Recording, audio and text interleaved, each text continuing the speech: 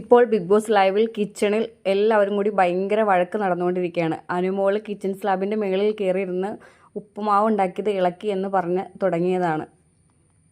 അതിനിടയ്ക്ക് അനുമോൾ അഭിഷേകിനെ പോടാ എന്ന് വിളിച്ചു. പിന്നെ രണ്ടുപേരും തമ്മിൽ നല്ല വഴക്കായി.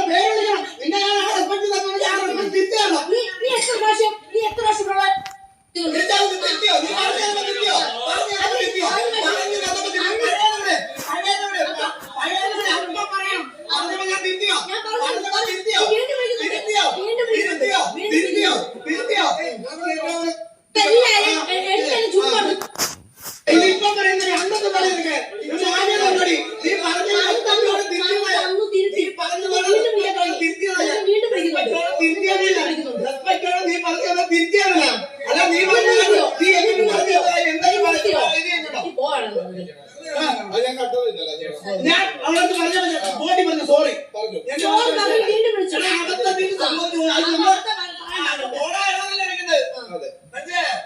ഒരു മിസ്റ്റേക്ക്